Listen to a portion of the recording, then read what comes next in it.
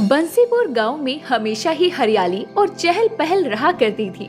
लेकिन एक दिन इस गांव की इस हरियाली और चहल पहल को ना जाने किसकी बुरी नजर लगी कि देखते ही देखते इस गांव की हरियाली और गांव के खुशमिजाज लोग एक महामारी की चपेट में आ गए।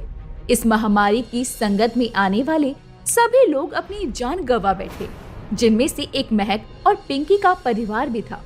पिंकी और महक के माता पिता इस बीमारी की चपेट में आने से अपनी जान गंवा चुके थे, जिनके जाने के बाद दोनों ही बहनें अकेली पड़ गई थी। ठंड का मौसम था और हवाएं चल रही थी। घर में बैठी दोनों बहनें आपस में बातें कर रही थी। दीदी, बहुत जोरों की भूख लगी है, मुझे खाना खाना है। हे भगवान, घर में तो कुछ भी नहीं है खाने को। अब मैं पिंकी के लिए खाना कहाँ से लाऊं? ठीक है पिंकी बहन, मैं अभी कुछ लेकर आती हूँ। इतना कहकर महक घर से बाहर ठंड में अपनी बहन पिंकी के लिए खाने की तलाश में निकल जाती है और अपनी पड़ोसी से थोड़ा आटा लेकर आती है और अपनी बहन के लिए चूल्हे पर रोटी बनाती है। रोटी बनाते वक्त उसके हाथ भी जल जाते हैं। तभी वहाँ से गुजर रहा जमींदार दोनों बहनों की तरफ देखता है और कहता है, अरे ये दोनों तो हरिया की बेटी है ना, जो अभी कुछ दिनों पहले महामारी की वजह से मर गया। उसके जाने के बाद अब यही दोनों बचे हैं लगता है। अरे हाँ, हरिया के पास तो बहुत सारी जमीन भी थी ना। अब उसके जाने के बाद उसकी जमीन पर किसी का भी हक नहीं है, तो क्यों ना मैं ही उसकी सारी जमीन हथिया लूं। वैसे भी ये छोटी छोटी बच्चियां मेरा क्या बिगाड़ पाएंगी। इतना कहकर हरिया अगले ही दिन जमीन के नकली कागजात बनवाकर दोनों बहनों के घर पहुंच जाता है और उनसे इस घर की जमीन को छोड़कर जाने के लिए कहता है। सुनो दोनों लड़कियों, जल्दी से इस घर से बाहर निकल जाओ। ये जमीन और ये घर मेरा है। ये क्या कह रहे हैं आप जमींदार साहब? ये घर और जमीन तो हमारे माता पिता की है, तो ये आपकी कैसे हो गई?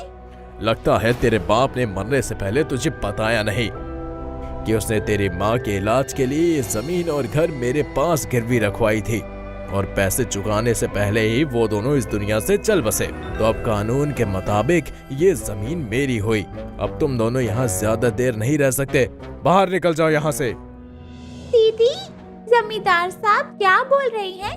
ये घर तो हमारा है ना, हम यहाँ से कहीं नहीं जाएंगे। लगता है तुम दोनों ऐसे नहीं मानोगे। अभी तुमको मैं धक्के मारवा कर बाहर निकलवाता हूँ। जमींदार अपने साथ आए आदमियों को बोलकर उन बच्चियों को घर से बाहर निकाल देता है। दोनों बच्ची अकेली रोती बिलखती घर से बाहर खड़ी हो जाती है। हे भगवान, हमारी माता पिता के जाने के बाद एक यही घर तो हमारा सहारा था। अब हम कहाँ जाएंगी? दीदी, मुझे भूख लगी है और ठंड भी बहुत लग रही है। दोनों बहनें चलते चलते अपने गाजर के खेत के पास आ जाती हैं, जहाँ पर सिर्फ 2 ही गाजर उगी हुई थी।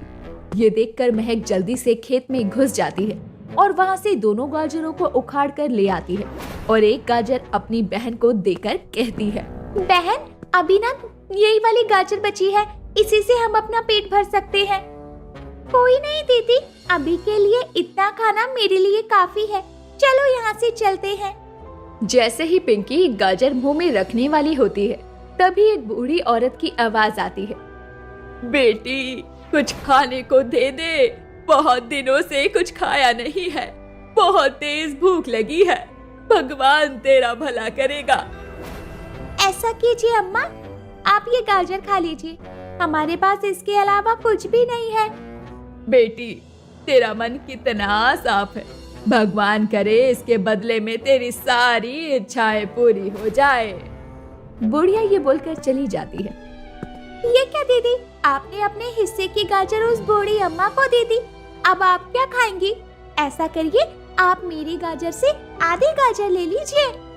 ठीक है पिंकी, आज हम दोनों इस गाजर से ही काम चला लेते हैं। इतना कहकर दोनों बहनें उस गाजर को आधा आधा बांट लेती हैं और जंगल में एक पेड़ के नीचे सो जाती हैं। अगली सुबह जब दोनों बहनों की आँख खुलती है तो वो देखती हैं कि वहाँ एक मखमल के बेड पर मोटे से कंबल में वो लिपटी पड़ी थी और उनके सामने एक बहुत बड़ा घर था। ये देखकर दोनों हैरान थी। दीदी, कहीं ये सपना तो नहीं? ये किसका घर है और हम यहाँ पर कैसे आए? ये तो मुझे भी समझ में नहीं आ रहा। चल कर देखते हैं, शायद यहाँ कोई हो। वहाँ पर एक बहुत बड़ा गाजर का खेत था और वो बूढ़ी औरत उन्हें दिखती है। देख पिंकी, ये तो वही बूढ़ी औरत है जिससे हमने कल गाजर दी की हेल्प की थी। शायद ये इन्हीं का घर है। हाँ दीदी, शायद आप सही कह रही हो। चलिए इनसे चलकर पूछ लेते हैं। महक और पिंकी उस बूढ़ी औरत के पास जाते हैं और उसे घर के बारे में सवाल करती हैं। वो बूढ़ी औरत उन दोनों को बताती है कि ये एक जादुई गाजर का घर है जो उसने दोनों बहनों को एक बूढ़ी और बेसहारा औरत को खाना खिलाने के बदले में दिया है। वो बूढ़ी औरत कोई मामूली औरत नहीं बल्कि एक जादूगरनी थी जो लोगों की मदद करने के लिए अक्सर ही आया करती थी। घबराओ मत बच्चियों, ये घर और ये गाजर के खेत सब तुम्हारे हैं। तुम इस गाजर को बेचकर अपना गुजारा कर सकती हो। धन्यवाद अम्मा। ये बोलकर वो बूढ़ी औरत गायब हो जाती है। दीदी, ये घर तो हमारे पुराने घर से भी बड़ा है। ये कितना सुंदर है। गाजर का घर तो मैंने पहली बार देखा है। और देखिए ना, कितनी सारी गाजर है। अब हमें कभी भूखे नहीं रहना पड़ेगा और हमें एक गाजर को बांट कर नहीं खाना पड़ेगा। तूने सही कहा पिंकी। चल इन गाजरों को बाजार में बेच कर आते हैं। इतना कहकर दोनों बहनें उन गाजरों को एक बड़े से ठेले में जमा कर लेती हैं और बाजार ले जाती हैं और आवाज लगाकर गाजर को बेचना शुरू कर देती हैं। उनकी गाजर बेहद ही लाल और मीठी थी, जिन्हें देखकर लोग खुद उनकी तरफ आकर्षित हो रहे थे और ढेरों गाजर पल भर में बिक जाती है। देख पिंकी, जरा सी देर में हमारी सारी गाजरें बिक गई। अब मैं तेरे लिए अच्छा अच्छा खाना बनाऊंगी। हाँ दीदी, आज माँ पिताजी होते तो ये देखकर कितने खुश होते कि उनकी बेटियाँ बड़ी बहादुर है। आप मेरे लिए गाजर का हलवा बना दो ना। तो चिंता मत कर, मैं तेरे लिए गाजर का हलवा बनाऊंगी। पिंकी, माँ और पिताजी जहाँ भी होंगे ना, हमें खुश देखकर खुश होंगे। अब चल घर चलते हैं, कल भी तो गाजर ही तोड़नी है ना। इतना कहकर महक और पिंकी अपने गाजर के घर की ओर चल देते हैं और अब हर दिन दोनों बहनें अपने हरे भरे गाजर के खेतों से ढेरों गाजर तोड़ कर लाती और बाजार में बेचती। एक दिन दोनों बहनों की अच्छी कमाई होती है और तभी गांव का जमींदार बाजार में कुछ सामान लेने जाता है और वहां पिंकी और महक को गाजर बेचते देखकर कहता है, अरे ये दोनों तो हरिया की बेटियां हैं ना, जिनकी जमीन मैंने हत्या ली थी, लेकिन उनके खेत तो मेरे पास हैं। फिर ये इतनी सारी गाजर कहाँ से लेकर आ रही हैं? कुछ तो लोचा है, पता लगाना पड़ेगा। इतना कहकर जमींदार पिंकी और महक का पीछा करने लगता है और जब दोनों बहनें सारी गाजरें बेचकर वापस घर की तरफ चल देती हैं, तो जमींदार भी उनके पीछे पीछे चल देता है। रास्ते में जाते वक्त पिंकी अपनी बहन से कहती है, दीदी, गाजर का घर है, ये तो बहुत ही प्यारा है, लेकिन मुझे अब भी अपने पुराने घर की याद आती है। वहाँ माता पिताजी की बहुत सारी यादें भी तो थी ना। काश ऐसा हो पाता कि हमारा घर और हमारी जमीन हमको वापस मिल जाती। याद तो मुझे भी बहुत आती है, लेकिन क्या करें, अब हम अपने पुराने घर वापस तो नहीं जा सकते ना। अब जो हमारे पास है हमें तो उसी में गुजारा करना पड़ेगा। काश भगवान कोई ऐसा चमत्कार कर दे कि हमारा घर हमको फिर से वापस मिल जाए। इतना कहकर दोनों बहनें अपने गाजर के घर के पास पहुंच जाती है, जहां जमींदार उनके गाजर की फसल और गाजर का घर देखकर हैरान हो जाता है। ये मैं क्या देख रहा हूँ? मुझे मेरी आंखों पर यकीन ही नहीं हो रहा है। इतना बड़ा गाजर का घर और इतने सारे गाजर, क्या ये सब सच है? अरे माँ, ये तो वाकई में सच है। लेकिन इन गरीब और फटीचर लड़कियों के पास इतना सब कुछ आया कैसे? अरे दीदी देखो, ये तो गांव का जमींदार है। इसे इस जगह के बारे में कैसे पता चला? तो तुम दोनों ने मुझे देख ही लिया। चलो अच्छा है, मैं खुद ही तुम्हारे पास आने वाला था। हमारा सब कुछ तो आप पहले ले चुके हो, अब क्या लेने आए हो यहाँ पर? लेने नहीं बल्कि देने आया हूँ। देने आए हो? लेकिन क्या देने आए हो? तुम्हारे स्वर्गवासी माता पिता की यादों से भरा वो घर और तुम्हारी जमीन के बदले मुझे कुछ और चाहिए। हम अपना सब कुछ देने के लिए तैयार हैं, बस हमारे माता पिताजी वाली यादें और वो जो घर की जमीन है ना, वो हमें वापस कर दो। बताओ उसके बदले तुम्हें क्या चाहिए? ये हुई ना बात, ज्यादा कुछ नहीं, बस मुझे तुमसे ये घर और ये गाजर का खेत ये चाहिए। उसके बाद तुम मुझसे अपनी पुरानी जमीन और घर ले सकते हो।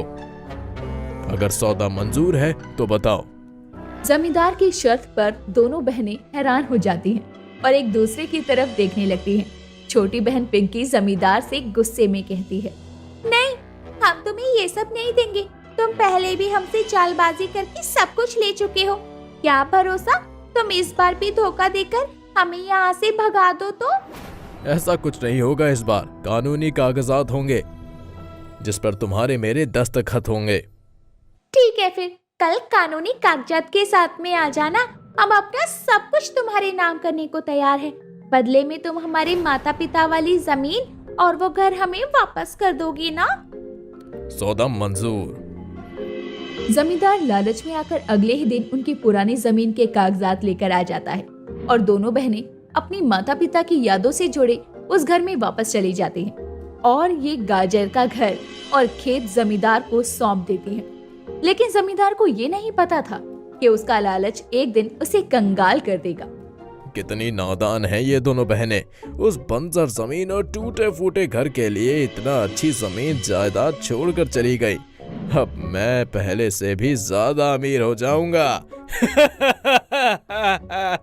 जमींदार अंदर जाकर उस मखमली बेड पर मखमली चादर ओढ़कर सो जाता है। अगली सुबह जब उसकी आंख खुलती है तो उसके मुंह को एक कुत्ता चाट रहा होता है। ये देखकर जमींदार हैरानी से उठता है और अपनी चारों तरफ नजर घुमाता है, जहाँ सिर्फ घने जंगल और खुले आसमान के अलावा कुछ भी नहीं था। हे भगवान, ये सब क्या हो रहा है? वो घर, मखमली बेड, मखमली चादर, ढेर सारे गाजर और वो ये सब कहाँ गया? क्यों जमींदार, सारे ऐशो आराम खत्म हो गए? तुम शायद भूल गए कि लालच का फल हमेशा बर्बादी की ओर ले जाता है। तुमने जिस लालच में आकर पहले उन गरीब बच्चियों का घर छीना था, इस लालच में आकर तुम खुद अपने पैर पर कुल्हाड़ी मार बैठे और तुम्हारे लालच ने तुम्हारी लुटिया ही डुबा दी। और तुम्हारी इस गलती की सजा यही है कि तुम जिंदगी इस घने जंगल में अकेले काटोगे, क्योंकि मैंने तो तुम्हारा खुद का घर भी गायब कर दिया है।